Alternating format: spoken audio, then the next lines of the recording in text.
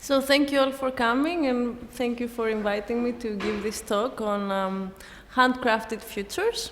So my name is Afroditi Psarra. I'm a media artist from Athens, Greece. And the last 5-6 years, I work with electronic textiles and soft circuits. And my talk today is going to be a bit about my work, but also about the work of other artists that work in the field of e-textiles. And I named this talk Handcrafted Futures because I'm really interested, and also want to maybe start a discussion with you guys afterwards about the potential of electronic handicrafts and how they could be used in the future, and how we could imagine like a more kind of humane future of technology, and not something that is like distracted from our very nature and the nature of tradition and all the things that we have actually have like in the field of handicrafts and craftsmanship until now. So I would like to start off by this book, Being Digital, of Nicolas Negroponte, which is a very interesting book for me because it's written in the 90s, and I don't know if you all know who Nicolas Negroponte is. He was a director of the MIT Media Lab in the 90s, and he was a pioneering director, a pioneering figure that really set the bar on how new technologies were going to be incorporated, and the difference between digital and analog technologies. And so in this book, he really separates digital and analog by saying that the difference between the analog world and the digital world is that the first is composed by atoms and the second one is composed by bits. And the characteristic of these bits is that they can be transformed and broadcasted and transmitted in through various mediums in various ways. And this kind of led to this idea of ubiquitous computing and physical computing. And in this article of Mark Weiser, The Computer for the 21st Century, the author says that the most profound technologies are those that disappear. They weave themselves into the fabric of everyday life until they're indistinguishable from it, which is, I think, very interesting, and it's what's happening today with the maker movement and with the incorporation of digital electronics and microcontrollers into everyday objects and artifacts, or the Internet of Things and wearable technologies, all these fields. And of course, this has led to this cultivation and of this, of course, maker movement and all this appearance of fab labs, maker spaces, hacker spaces, and so on, where big companies are supporting independent makers, artists, tinkerers, hobbyists that want to incorporate new technologies in their work. And I think this has somehow got into sync with the craft revival that is happening in the last 10 or 15 years, where people are starting to reevaluate traditional handicrafts and reuse them in a more contemporary context. So we don't use handicrafts anymore as a way of merely decorative medium, but we can incorporate them into making actual products and making artworks and, of course, creating things that can be customizable and can serve ourselves or a greater community. And I also feel like this book from David Pye, the Nature and Art of Workmanship, is very important as well, because it kind of distinguishes the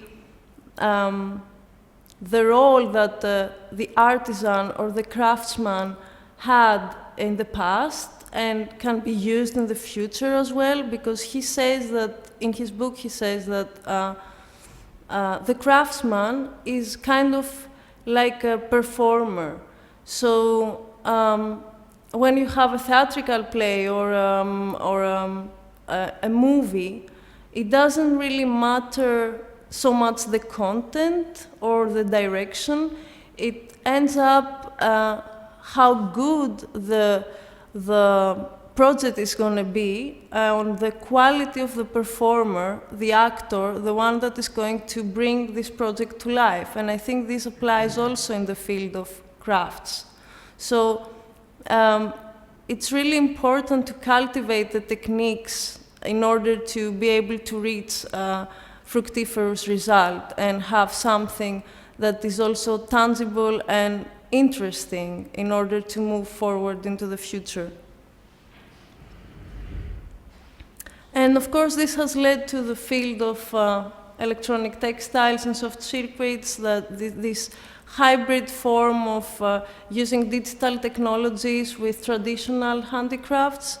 And although it started as a part of the MIT Media Lab, I think right now it has evolved and a lot of people are getting into this field, but it's still a very young field as I think about it, because there are a lot of projects that use these technologies, but I don't think that we have reached the full potential of it yet. So the more people that get into it, the more interesting it's going to be. And I think that right now we have the power to kind of take things into our own hands and literally weave the future that we want to have. So for me, one of the most interesting aspects of this field is that it can be used to reflect on social conditions. And by this, I mean to kind of comment on things that are going on a social level. And I would like to maybe get a bit deeper into that by showing a work that I did with two other artists from Greece. We did this project 2 years ago. It's called Economic Threads, and it's basically a project about unemployment in Greece. We basically hacked an old knitting machine, and we created this algorithm that translates the unemployment data from 2008 to 2013 in a series of patterns using traditional folk art motifs. And then by connecting the knitting machine to the computer, we are able to knit in real time a kind of archive of the unemployment and the crisis in Greece. And we don't want to do so in so much a political sense, but we want to do something creative with it. So it's not just data visualization for showing how the conditions are right now. It's more about creating like a kind of new cultural tradition with with what's going on right now in Greece. And it was a very powerful piece for us, and it took us quite some time to develop it because technically it was very challenging. And the fact that in the last 2 years that we have presenting this project, we had the opportunity to present it in numerous occasions and in numerous festivals, like in Transmediale in Berlin, in Ars Electronica in Linz, in the International Symposium on Wearable Computers in Seattle, and this year at the festival, the Video Art Festival of Sao Paulo in Brazil. I think it's a very powerful statement for us, and not only for us, but also for the people that have supported this project, because this project was done with the help of the Museum of Contemporary Art in Athens and the National Documentation Center, where they basically opened the databases for us, and they remained open for quite some time so people could have access to this data, and then for some political reasons they had to shut them down again, so now these data are not accessible anymore.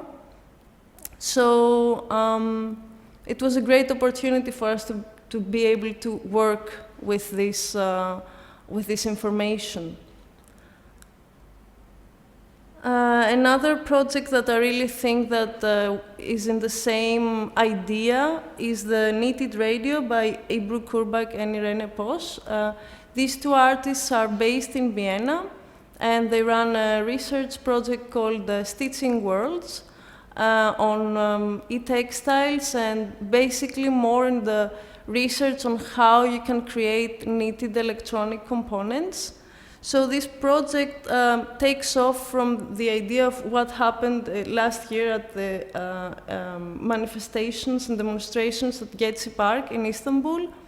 And they created this sweater, knitted sweater, that actually works as a radio transmitter, with the idea that you can wear it and you can go out in the streets and you can transmit what you're saying so that through radio, so that other people can hear you, and you can kind of express publicly your opinion because of what happened. And I don't know if you know the facts of what happened, but during the demonstrations, the Turkish government had kind of limited all what people could actually post online. So posts that had specific tags about Gezi Park were being deleted automatically. And so this was a way for the artists to say that we can actually build something that is invisible, it's subtle, and it's incorporated in an everyday object, but can actually be used to expressing your opinion and make yourself heard. And they did so by creating these patterns on knitted fabric. And these patterns, apart from the aesthetic of it, they have a functional aspect. So depending on the pattern, each pattern represents a different capacitor value. So they created these patterns and then they published this in a women's knitting magazine, so it could be disseminated and moved around without being seen, in a sense. Another artist that really works in this social field is Amor Munoz. She's a Mexican artist, and right now she's also in Vienna doing a residency there, and she has been a winner of the Ars Electronica Interactive Art Award. This project called Maquila Region 4, is about basically empowering people that live in poor areas in Mexico. So the artist created this kind of mobile kiosk where she moved around from one small town to another, and she showed people how they could create electronic textiles. And she did the crowdsourcing for her project, and with the money that she got from the crowdsourcing, she actually paid the people that participated in these interventions. So she paid them with a minimum US salary, which is a lot higher. I think it's like 10 times higher than the minimum wage in Mexico. And each person did a textile circuit of, for example, an alarm clock or some really basic everyday circuits. And then at the end of each circuit, at the bottom, as you can see in this image, she attached a QR code, which is also embroidered.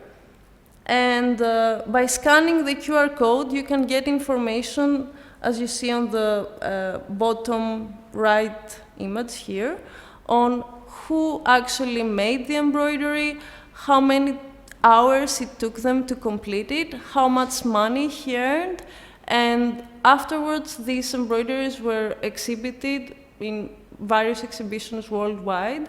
So it was a great opportunity not only for the people that participated in the project to actually make money, but to introduce them to this kind of technologies that they can use in their everyday life.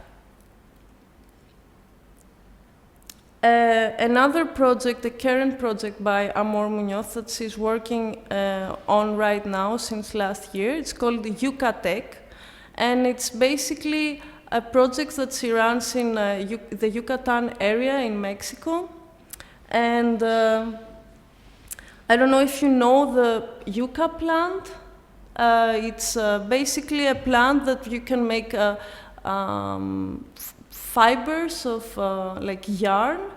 And so she went to Yucatan and she worked with local artisans there and showed them how they can do electronic textiles and incorporated solar panels in these textiles so that they can actually have electricity and they can actually sell this energy. So it's also a way for them to make money and also a way for them to get in touch with new technologies. Another very interesting aspect for me of e-textiles is this tradition meets craftsmanship. So it's what I said in the beginning, that it's very important to kind of cultivate the techniques and share the knowledge in order to create more meaningful artifacts. And I think a project that really expresses this idea is the crying dress from the artistic duo Kurbak from Hannah Perner-Wilson and Mika Satomi. And Hannah is also an artist that she's from Salzburg, and she was, I think, giving a talk last year in Subnet. So the crying dress is a project about the potential future situation where electronics are so expensive that only very rich people can have access to them. So a very rich man kind of commissions an artisan to create a dress for his wife to wear when he dies in order to mourn him at his funeral. So the crying dress is a mourning dress, a mourning gown, that actually is composed by a circuit that reacts to liquid and has incorporated embroidered speakers. And so the idea is when the woman that wears the dress cries, the dress will cry with her. And also another project that Kurbak did last year in Istanbul, it's called Inye Oyasi. And it's basically, again, this idea that in a futuristic scenario where the government has become so totalitarian that people cannot express themselves freely, which is not so like far-fetched from reality and what happened last year at Gezi Park as well. The local artisans use this Turkish technique called needle lace, which creates these kind of designs that you see in the image, in order to create kind of lace symbols in the laces that could be used as a form of communication between individuals. So by incorporating very small electronic components like microchips and some LEDs that react one to another, you can actually communicate with other people that are wearing something with needle lace. So it's a form of, again, subtle and invisible communication, but that also uses like the rich crafts tradition of Turkey in order to create a more kind of humane future, if you want. Another project that I did 2 years ago, and I'm still working on it, it's called Lilytronica. It's this combination of traditional embroidery with kind of pop aesthetics and this reference to pop music culture. And it's a series of embroidered synthesizers that are inspired by some really famous electronic instruments like microkorgs, Korg's microkorg or Roland's TR-909 drum machine. So it's basically a series of synthesizers that are inspired by the original instruments but sound completely different. So it's a juxtaposition of what the public really knows and understands, but seen through a different perspective. And when I started to work on this project, I really thought that I was creating something more decorative, if you want. And after creating like the first and the second and the third synthesizer, I realized that there was some really interesting potential and also the sound that these instruments were creating. So I started to do a series of sound performances that really made me more interested in the field of sound art. And I think this project really plays well between this juxtaposition of what is known and what is unexpected. So most people, when they see it, they think, oh, this is something cute, sweet, fragile. But then when you listen to the sound that these instruments can create, it really creates like a very contradictory feeling because they can create a really loud and noisy soundscape.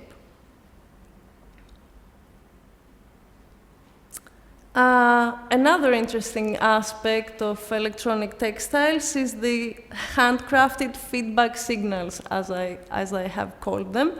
And so feedback signals for me is like creating feedback mechanisms that you can actually feel in your body and kind of make physical of something that is invisible or something that you take for granted. One of these projects is Aidoru, a project that I did some years ago during a fellowship that I had at the CTM Festival in Berlin. And it's basically a wearable that uses two accelerometers in the sleeves and translates the movement of the hands into sound.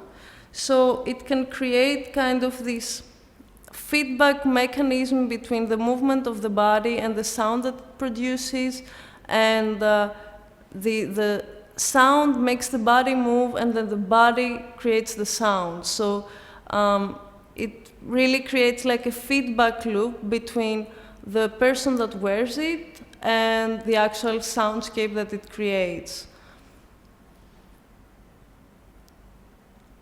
This idea is also developed further in a project that I did last year during a residency at the Fab Lab in Barcelona called Soft Articulations, where I created this series of handmade stretch sensors made of this piezo-resistive material, Velostat, I don't know if you heard about it, and conductive thread and neoprene.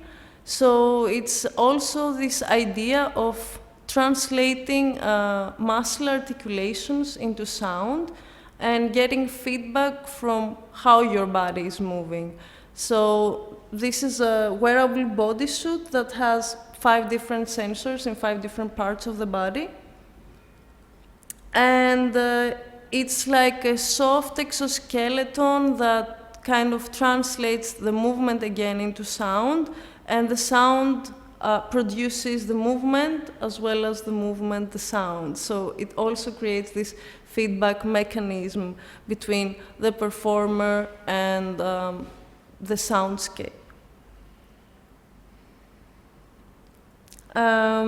Another project that I worked on last year during a residency that I did in Linz, here in Austria, is called Divergence. And this is a project that actually uses the human body as an electromagnetic field detector. So it incorporates 2 handmade coils in the sleeves, and it has 2 vibration motors incorporated in the chest of the garment, a mini jack audio connector, and a zipper that can be a zipper that is a volume control and at the same time a low pass filter.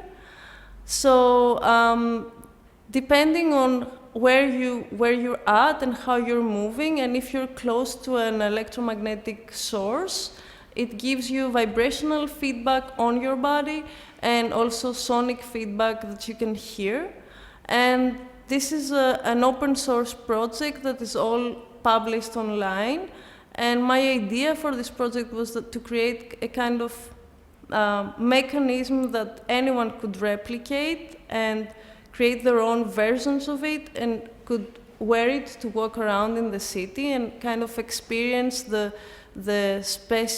speciality of the city and the invisible electromagnetic fields that are produced by devices all around us or by wireless networks, and kind of get this physical sense of what's going on. Also, this led me to a sound performance, because as I said in the beginning, for me all this kind of led me into the field of sound art. And so I use it to create a kind of noise soundscape from the devices that are connected, like the mixer or the speakers or a TV that I use, for example, to visualize the electromagnetic fields.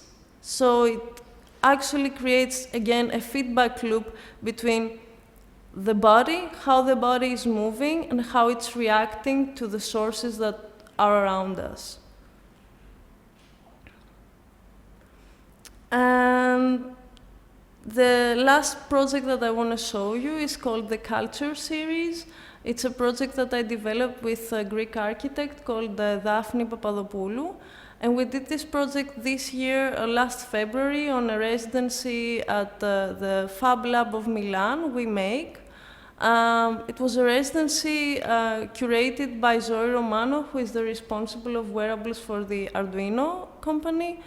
And basically, this project is inspired in a futuristic scenario based on the books of Ian M. Banks, the British science fiction writer, that in his books he actually talks about this future civilization called the culture, where people don't do a lot of things anymore. They just think, they just sit and think and just create like a life philosophy around them, while they have machines that do everything for them. And in this culture, everything is sentient. So even the clothes they wear even the devices that they use, they're all sentient, so they're all like living beings. And from this idea, we created a series of wearables, an actual dress and a blouse, by creating handmade actuators, moving actuators, using muscle wire, which is, or shaped memory alloy, which is basically a wire that can change its form when it's heated up. You can actually program it in a form by heating it up to a certain temperature, and then every time you heat it up, it returns to this shape. So we created these two wearables that react to the heartbeat of the person that wears it. So depending on your heartbeat, the sleeves of the two wearables move accordingly to your heart rate. So it again creates like this visual and also physical, because it's quite, you can actually feel it on your body when it's moving, of exteriorizing your interior in a sense and making it visible for others, while making it into something that others can perceive and you can perceive as well, because we're all breathing and our heart is beating all the time, but we're not like aware of it in a sense. And I want to finish by saying that it's really important to like disseminate these techniques and kind of share the knowledge. And I think that it's really important to organize festivals and workshops and talks and kind of create a network of people that work around these techniques and actually get more people interested into this, so we can actually create things that are meaningful for us, because we consume technology at a very fast pace, but we sometimes don't think about the consequences of this consumption. And we basically consume something and then we throw it away, and then we buy another thing, and most of the times we don't even think of how this thing was produced. And by using these low-tech and high-tech techniques at the same time and materials, I think we can actually imagine a future that is going to be more friendly and more interesting. So that's it. Thank you.